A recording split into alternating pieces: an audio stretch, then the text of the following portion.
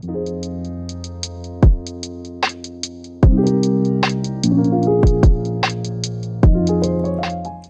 everybody, welcome back to the Pressing Matters. I'm Scott. Thank you for tuning in today. I'm a big fan of Bryan Ferry. I have loved Bryan Ferry since early Roxy, but I really love the late period from, say, Flesh and Blood, Manifesto, Avalon, and then the first 3 or 4 solo albums, Boys and Girls, Bête Noire, what are the other ones? Taxi, Mamouna.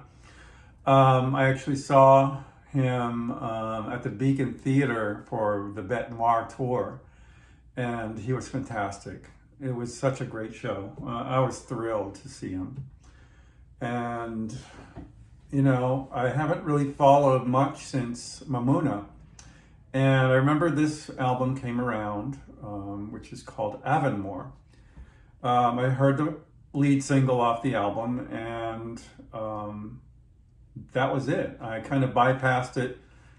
Other things were going on at the time. I wasn't buying a lot of records and kind of forgot about it. I recently saw it on my wish list, and I said, you know what, let me give this a try and see what he was doing around this time. So I did, and I'll let you know about the music and sound after this commercial message.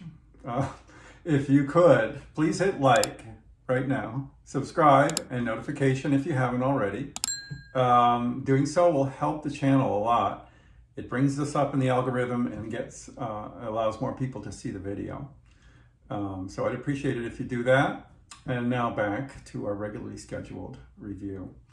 So let me show you a little bit about the album. It comes in a gatefold like this, and features a picture of Bryan Ferry that was definitely before 2014, a younger version. Why they did that, I'm not sure, but there's an essay in here by Richard Williams in credits. There's a few very well-known musicians on the album, a lot of good studio musicians as well. Among the more well-known are Nile Rodgers and Mark Knopfler on guitar, and Marcus Miller on bass. Mark Knopfler is not on every track. It's more of a presence of Nile Rodgers on most of the album. It's produced mostly by Rhett Davis, who did Avalon. It comes with a CD as well, which is kind of nice. I haven't heard the CD yet. I will play it in my car. Yes, I have a car CD player. And maybe it'll sound different in there. What else? Oh, it has printed inner sleeve with lyrics and suitable for framing cardstock album cover image, which is kind of neat. And I think the label's pretty standard. Let me double check. Yeah, the label is just black and red. Avonmore, sorry. The name Avonmore harkens back to Avalon. And I think that's kind of what they were going for here, is to recapture the sound of that era, maybe updated a little bit.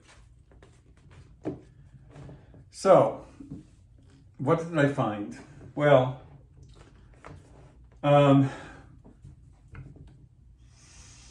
material is not the greatest. Luke Delay is probably the best track on there, and I can see why they released it as a single. The other ones are just not memorable. And part of the reason, I think, is the sound. Do you remember Avalon and how it's almost like an audiophile album?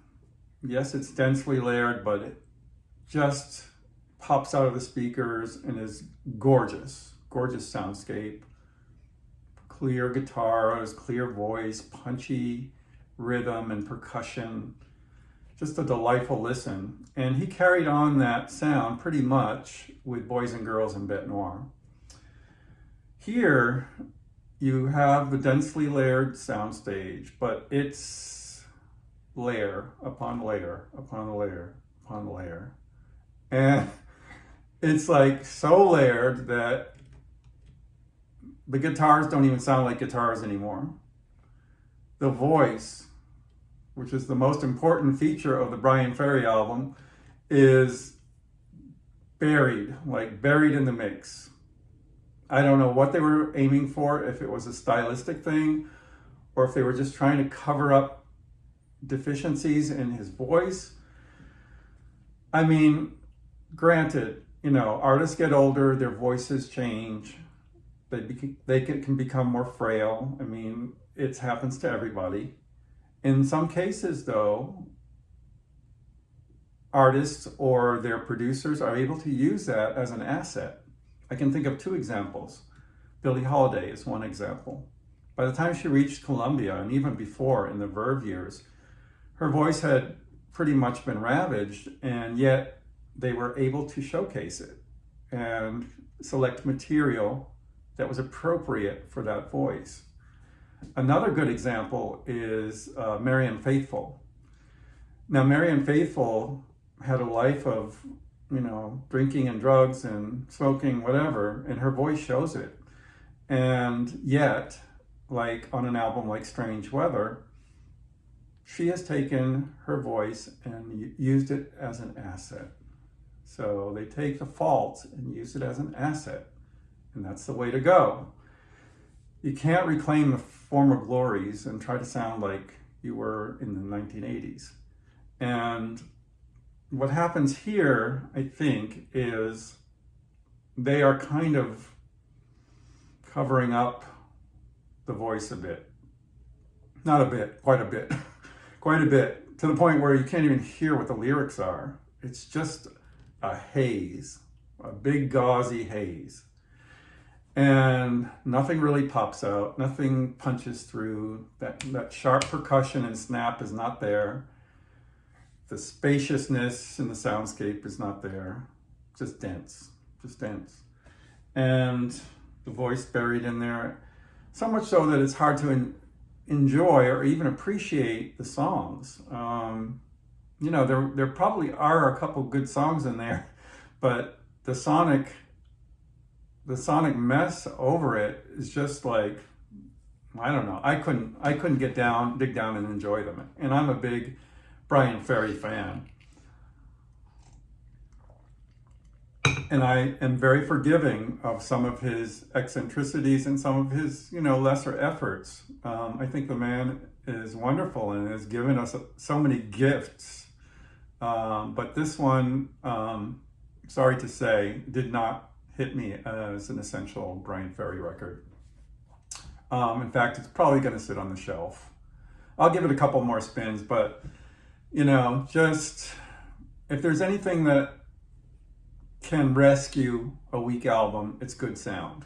And this may be a weak album that could have been rescued by excellent sound, like sound that bowls you over, but it's just not there. It's just not there. And it's a shame. It's a shame, really, because I know what they were trying to go for and they could have done it. But whether it's the recording engineer's fault, Bryan Ferry's insecurities, I don't know. I mean, I can't imagine the man is insecure about his voice, but, somebody made a decision to do this and it didn't really work. It didn't really work. The mastering, Miles Scholl did the mastering at Abbey Road Studios. And although I'm not the biggest fan of his, he's done some great work as well. And he actually did a wonderful reissue of Boys and Girls at Abbey Road. So it can be done. But I don't think even a great mastering job could save this from the sonic mess that it is. But you may have another opinion. This is just my opinion. And I'm just a guy on the internet. But you know what? I've listened to a lot of Bryan Ferry, and I can tell you this is not up to the standard that it should be. But at any rate, if you've heard it and you'd like to comment, I don't like to stir up controversy, but I call it as I see it, and I'd love to hear what you think. So comment in the section below. I'd love to have a dialogue with you. Until next time, I'm Scott for the Pressing Matters. Have a great day.